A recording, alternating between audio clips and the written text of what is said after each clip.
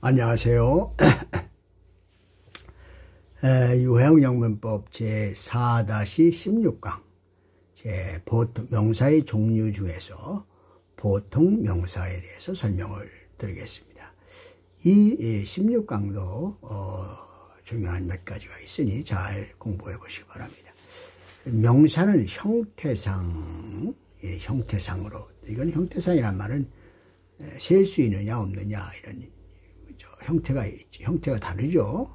이걸 가산성으로 이제 가산성입니다. 두 가지. 이것은 가산, 불가산. 또 내용상으로는 이제 전체로 5가지. 보통, 집합, 고유, 물질, 추상명사 이렇게 분류가 되죠. 이 중에서 보통 명사에 대해서 살펴보죠. 원어민들의 참고서의 설명 한번 살펴보죠. A noun is a word that means a person, place, things, idea, action, or quality. There are two kinds of noun, proper and common. common. 이건 고유명사, 보통명사가 됐네요. 또 proper nouns name particular persons, place, or things. Common nouns may be further divided into 3 groups: abstract, concrete, and collective. 명사는 사람, 장소, 물건, 생각, 행동, 성질을 부르는 말이다. 명사에는 고유명사와 보통명사 두 종류가 있는데, 고유명사는 특별한 사람, 장소, 물건을 말한다. 보통명사는 추상명사, 구상명사, 집합명사 등 3가지로 분류된다. 이제 이건 학자에 따라서 다소다습니다. 이 구상이란 말은 구체적인 어떤 상이 있는 것, 그러니까 공기, 이거 마음 이런 건, 아름다움 이런 건 없죠. 구상은 책상이라든지 이렇게 그런 의미입니다. 자, 이제 명사의 분류를 보죠. 우선 가산명사를 보죠. 가산명사는 보통명사와 집합명사, 이제 noun, common noun 혹은 collective noun이라고 합니다. 불가산명사, uncountable noun, 고유명사, 물질명사, 추상명사 이렇게 됩니다. 명사의 역할, 이 명사의 역할이 이게 대단히 중요한 겁니다. 이런 것은 아주 기본이 되기 때문에 기본적으로 주어가 되고 보어가 되고 목적어가 되죠. 물론 전체의 목적어도 됩니다.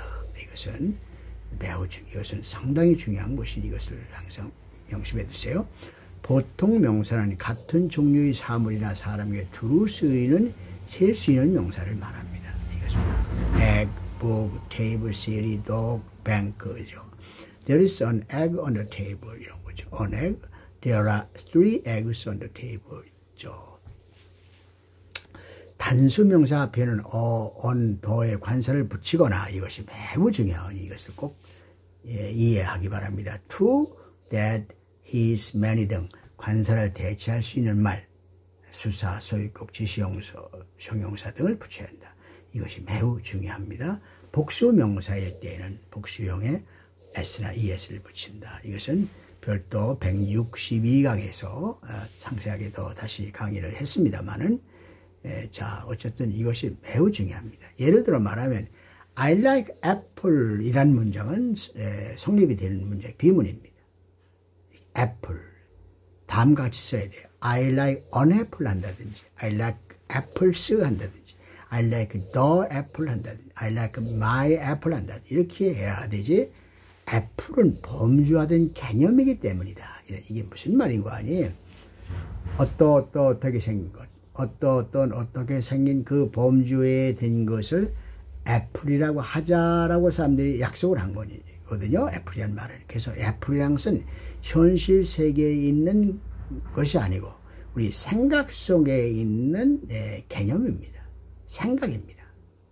그러니까 애플이라고 직접 쓰지는 못한다. 이것이 이제 플라톤의 이데아 사상과 좀 관련이 있는데요. 우리나라 사람들이 좀 이해하기가 어려운 것입니다. I like flower라도 그건 비문입니다. I like flowers 해야 되죠.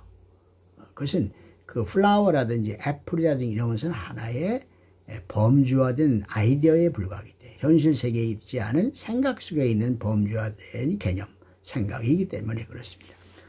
물론 이제 예외되는 경우가 있어서 좀 혼돈이 되는 경우도 있어요. 자, 명사의 수는 단수, 복수, 이건 주어 별도 강의가 되겠고요. 명사의 격은 주격, 소유격, 목적격, 이또 주어 강의가 있고, 명사의 성은 남성, 여성, 동성, 중성, 이또 주어의 강의가 있을 겁니다.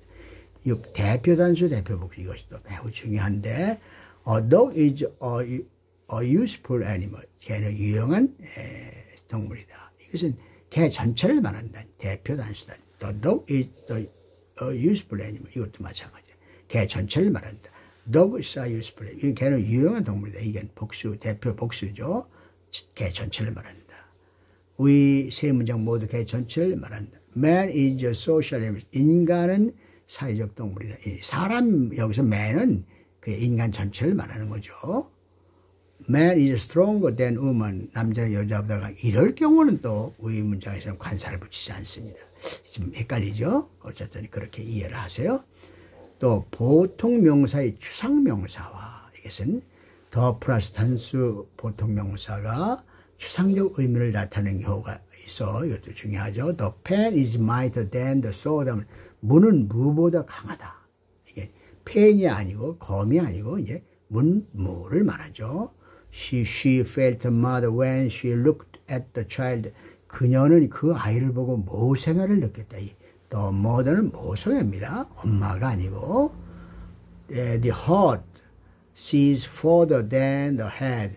마음, 정서는 머리 이성보다 더 멀리 본다. 이것도 이제 심장과 무슨 머리가 아니고 정서, 이상 이렇게 됩니다. He forgot to judge his duty as judge. In father, his fatherly affection. 그는 부성애 때문에 재판관으로서의 의무를 잊어버렸다. 이런 것입니다. 이건 더 father는 부성애, 재판관으로서의 의무 이런 얘기입니다.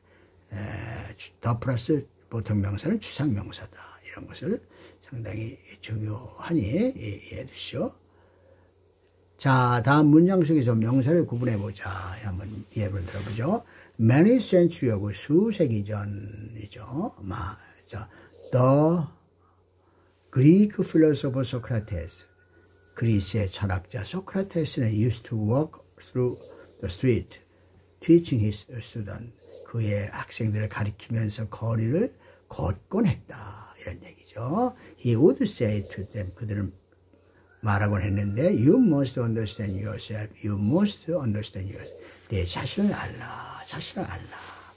그렇게 말하곤 했다는 얘기죠. Then one day a student said,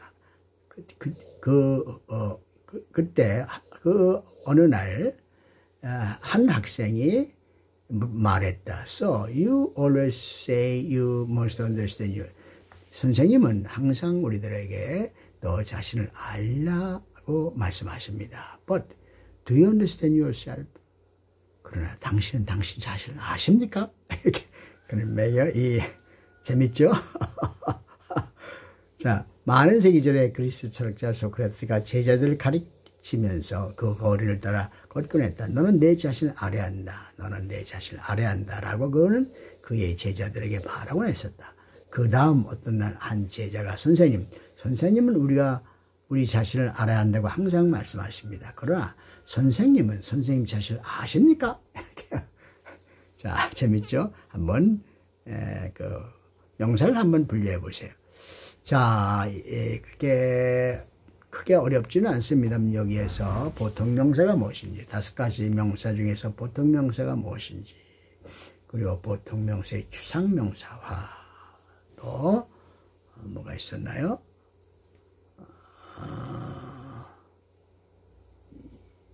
대표 단수, 대표 복수의 2가지를 여러분들이 꼭 기억을 해 주시기 바랍니다. 자, 어떤 영상 강의든지 영상 강의만 가지고는 부족합니다. 공부하기가 쉽지 않습니다. 반드시 거기에 딸리는, 거기에를 기본이 되는 자료가 확보돼야 돼요.